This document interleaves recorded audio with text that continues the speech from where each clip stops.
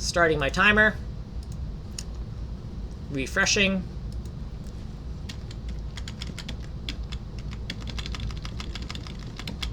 Okay. So we are at the bottom. Oh, sorry, you don't even see that. So now I'm at the bottom left, and I have a tile exponent of 7. I'm gonna go right, up, right, up, right, up, right, up. Okay, so that, I think that was about, so we're at like 4x4 tiles now, in terms of like how big the world is when we're measuring in cameras. So 1, 2, 3, 4. Yep, so that's 4x4. Let's change the code a bit. Let's go to 6.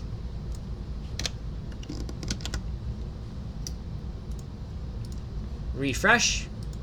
Okay, we're going to press the keys. We're going to find that bottom corner. And we're going to just keep on going diagonal and counting how many times we can go diagonal. So last time was 4, I believe, so this should be 8. Oh, wait. Let's start at 1. So this is 1, 2, 3, 4, 5, 6, 7, 8. And that should be the top. Yep, that's the top. All right, let's... we've been going down, correct? We've been getting, like... Yeah, we've been going down, so let's go down to 5. And I don't... Do I need to show you the code? Right, so I just put this to 5. So now when we refresh and we hit the keys, we're gonna go down to the bottom left again. You notice we're zoomed even more. We're zoomed in even further, right? Because the smaller we make viewport 1, the viewport that is sampling the data, the less data there is to display on the screen, right? And the less data there is to display on screen, that means that each piece of data can claim more of the screen, right? So now I believe this is like the world is now 16 by 16 tiles, camera tiles large, I think, or maybe this is 8, I don't know. So you get the idea. Let's keep on doing this because I think it's going to help you kind of visualize what's happening as this camera is kind of starting to zoom in. Let's change the tile exponent to 4. So we're making the camera even smaller, or the camera viewport, VP1. We're making it smaller. We're making that rectangle VP1 that is sampling the data, we're making it smaller. So now, this is the entire world. When the viewport is zoomed all the way out, when the viewport is as large as the world. And now we're using the tile exponent 4 size. And notice how big these pixels are getting, right? So remember, we're going to treat like each one of these pixels as a tile eventually. So this is pretty reasonable size for a tile to be seen in a game. I would probably use like maybe half that though, because we're starting to get kind of zoomed in pretty far. But you get the idea. I've kind of lost track of how many tiles, camera tiles, the world can be measured in. But let's keep on doing this because let's just go through all of it and go all the way down to 1. Right. So let's do a 3. We'll save that. We'll refresh. Okay, camera's zoomed all the way out. Okay, now it's zoomed in. And I'm just pressing left and down so I can get down to that corner. And it's taken me a while because the camera's zoomed even more in, and so now it has even more distance to travel, right? So that's pretty zoomed in pretty far. Look at that. So left, up, left, and then up, left, and then up. You can't even tell you're moving anymore. Like, it's moving, but it's so zoomed in that it can be very hard to tell that it's moving.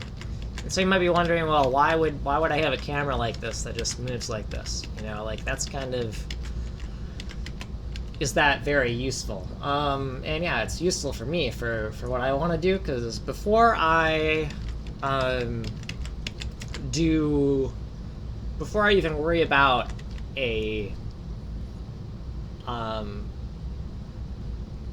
so I want the camera to function both as a tile map editor and as the actual camera for the game. Like, I want them to be one and the same.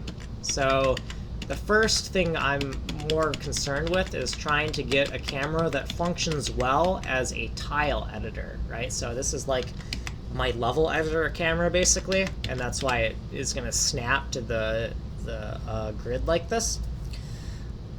But we could add some control to maybe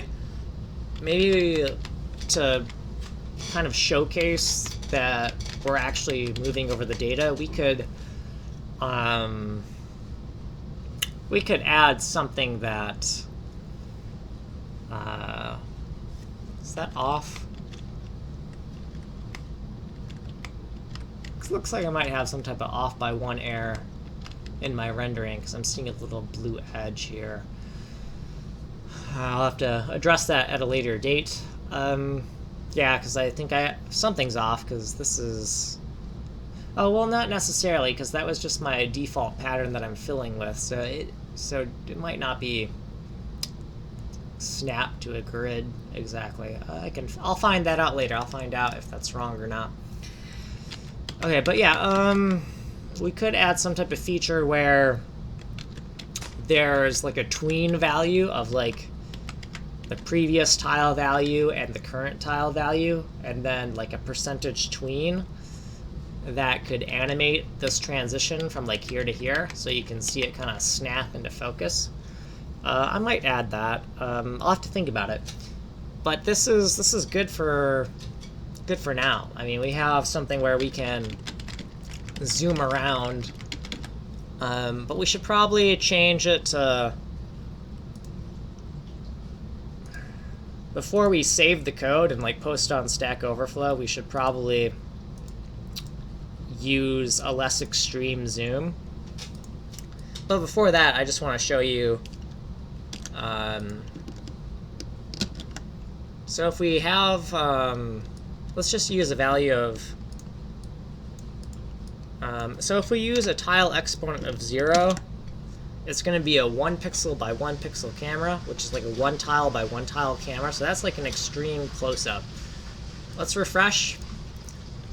Right, so now, so I did not expect to see black. I actually expected that I would be seeing 1 solid color. And now I'm trying to think about, what did I screw up here? 2 to the power of 0 should be 1, right?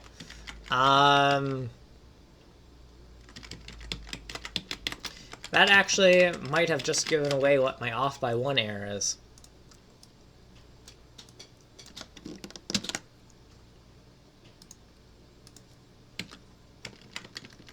Huh, so 1 doesn't work either. We were last at 4, correct? Yeah? Oh, you know what? No, it works. It's just that the top corner...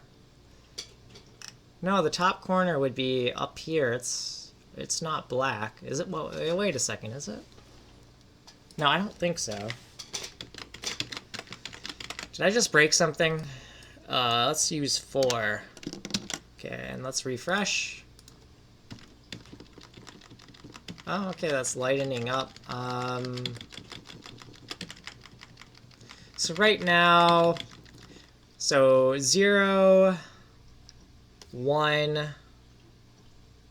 2, and 3. That's 1, 2, 4, 8. So this is an 8 by 8 pixels are on the screen right now. Like 8 by 8 tiles. Is it really black? Is it really that dark over here at the extreme corner? Oh, you know what? I think I'm looking at black, but I'm actually looking at a very dark blue, and I just don't notice it. Well, no, okay, no, that's black, and that's a dark blue. Let me refresh. So oh, you can't even see that. So this corner up here, just trying to wonder if that corner, if the first pixel is actually black.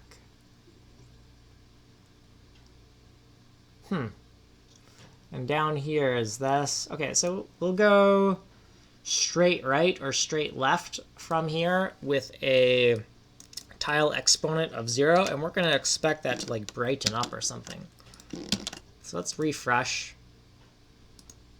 Okay, so should be at 0, 0 right now, and I'm just going to press the down key a few times.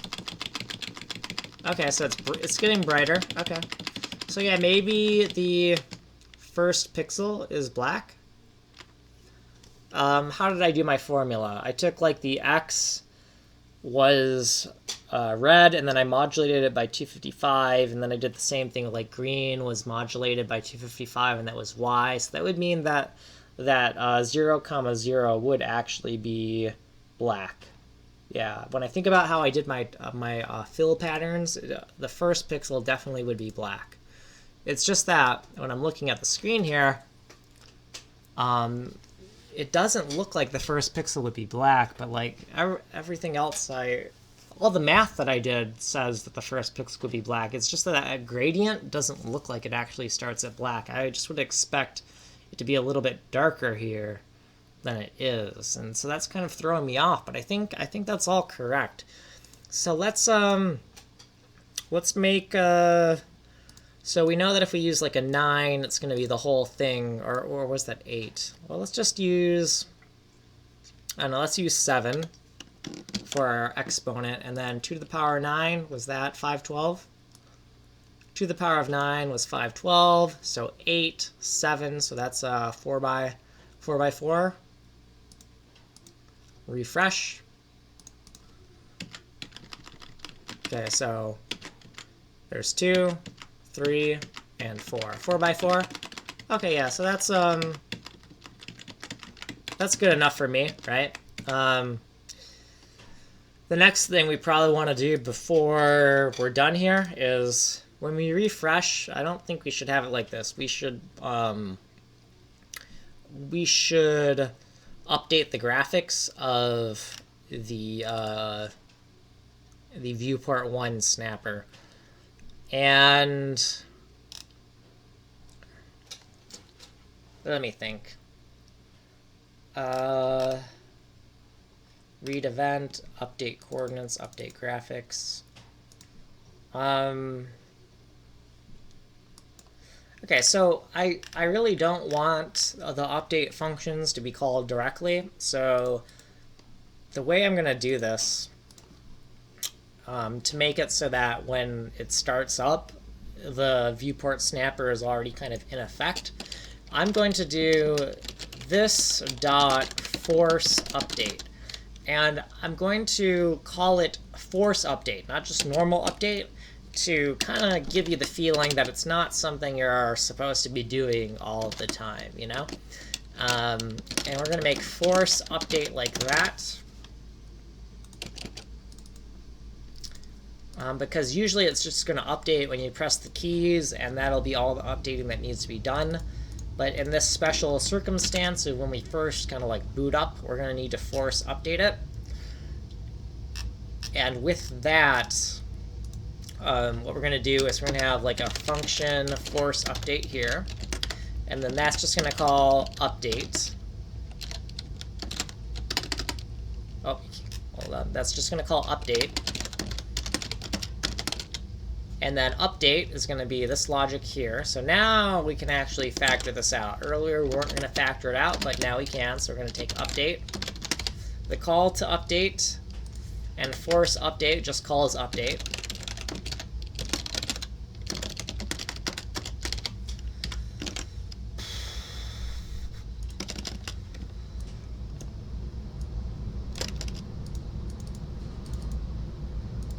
Okay. So with that, everything should be... We haven't yet made a call to force update. We've just kind of set it up there. Let's make sure we haven't broken anything. Okay, so that's still behaving as expected. And the viewport 1 snapper. So this is... that's going to be the global objects, right? Dot VP1 snapper, right? Yeah, that. Oh, sorry, you can't see what I'm doing. Just making a little comment so I can remember, okay, it's going to be in global objects.vp1 snapper, right? Global objects, yes, it is. Okay. So I'm going to look for where I'm initializing the global object. And I see the do mapping here. And all we're going to do here is we're going to get rid of this. We're going to comment that out. And instead, we're going to do, instead of doing the global function.do mapping, we're going to call global objects. And it was the VP1 snapper instance, and then we're gonna call the force update. Okay, now we'll look at the screen, and we're gonna refresh. Okay, yeah, so that's what I expected. We're at the top left right now. So one thing you might want to do is like, okay, somebody gets a hold of this and it loads at 0, 0. So if they press up, no feedback. They press left, no feedback. We might want to set it the initial tile position to like 1, 1, just so when somebody sees this sample code and uses it, they'll get feedback no matter which arrow key they press. That seems reasonable to me. We can always change it to something else later. I mean, because 0, 0 does seem kind of like a reasonable default, but let's just put it at 1 for now. So right over here, the initial tx and initial ty will be 1 and 1. And let's refresh this. So we're going to refresh. And now when we refresh, we get this kind of colored gradient. And if I press up, we get something. I'm going to go back. If we press left, we get something going back to the 1, 1. Press right, going back to 1, 1, and pressing down. So no matter where we go from 1, 1, we get some decent feedback where we can see something. Okay, so now what we have here is we have this camera that we can move when we press the arrow keys, and it snaps to the world. And I think the next thing we should really focus on is we should probably add some of that that transition idea that I had. I think maybe we should do that. I'm not sure if that's what I want to do next here, but I think that could help communicate what's going on here. Because the Stack Overflow question that I've been answering is about creating a camera that can go over a world. And even though we have all this logic here, it's not quite obvious that this is a camera going over a world quite yet, right? Because the sudden movements of the camera just make it look like I'm being shown different colorful slides. It's not very obvious that there is actual movement going on here. You know, it doesn't look like we're moving a camera. It just looks like random splashes of color. So that's, I think that's what I'm going to do next, is just add a little bit of flair. It's not really necessary. It's not, well, I don't think it's anything I'm going to use. But it could definitely help communicate what's going on here. So I think it could have some utility that way. So one last thing before we're all finished up here is that it's time to go through all of the code really quick and just clean stuff up, right? Move things around, tighten up spacing, right? So like here, tighten that up. If there's anything that's named really weird that needs to be renamed, it's time to like clean that up. Global functions go here, like maybe I could make little glow fun global functions container. You know, just clean things up a little bit. Remove any excess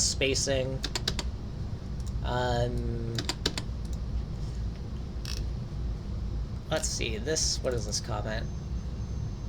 Okay, so my timer went off.